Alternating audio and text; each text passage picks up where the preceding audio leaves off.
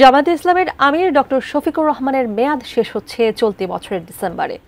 দলের গঠনতন্ত্র অনুযায়ী নতুন আমির ও কেন্দ্রীয় মজলিসে শুরা, কর্মপরিষদ এবং নির্বাহী পরিষদ গঠনের প্রক্রিয়া শুরু হয়েছে। দলটিতে নতুন আমির নির্বাচন নিয়ে ইতোমধ্যেই চলছে বেশ আলোচনা। কি আভাস দিচ্ছে রাজনৈতিক এই দলটির সমীকরণ? কে হতে পারে নতুন আমির? বিস্তারিত জানাচ্ছেন সাদিয়া সিদ্দিকা। বহুদিন পরে সালাম দেওয়ার সুযোগ পাওয়ার জন্য আল্লাহর দরবারে শুকরিয়া আদায় করি। আপনারা কেমন আছেন সবাই? আলহামদুলিল্লাহ।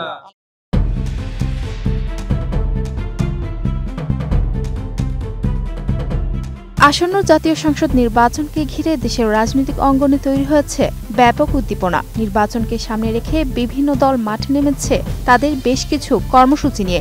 বাংলাদেশের অন্যতম এক রাজনৈতিক দল জামায়াতে ইসলামী দীর্ঘ 15 বছর পর রাজনীতির মাঠে সরব হওয়ার পর যখন সময় এলো নতুন আমির নির্বাচন করার, তখনই বেশ কিছু আলোচনা উঠে আসে দলটির নতুন আমিরকে ঘিরে।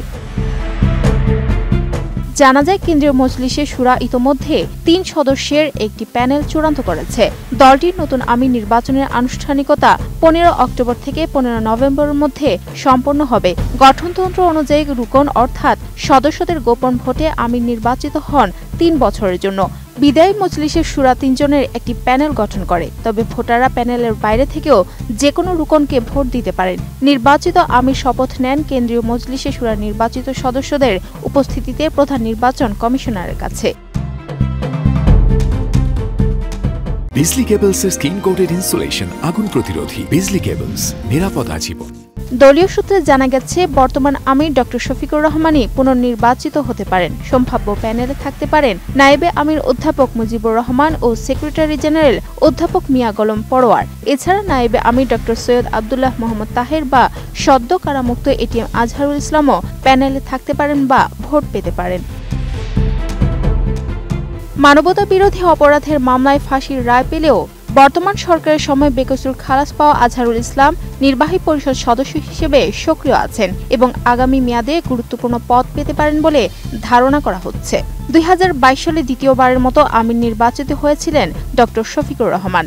একাধিকবার আমির হওয়ার সুযোগ থাকায় এবার তার তৃতীয় মেয়াদে নির্বাচিত হওয়ার পথে কোনো বাধা নেই। হার্টের সমস্যা থাকলেও এখন তিনি বেশ সক্রিয়ভাবে দলীয় দায়িত্ব পালন করছেন এবং ঢাকা 15 আসনের সম্ভাব্য প্রার্থী হিসেবেও মাঠে আছেন।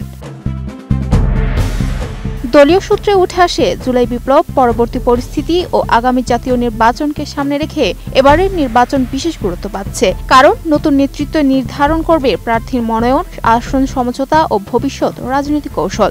মানবিক বাংলাদেশ গঠনের পরিকল্পনা নিয়ে ইতোমধ্যে ডক্টর শফিকুর রহমান সাধারণ নেতাকর্মীদের মধ্যে সাড়া ফেলেছেন।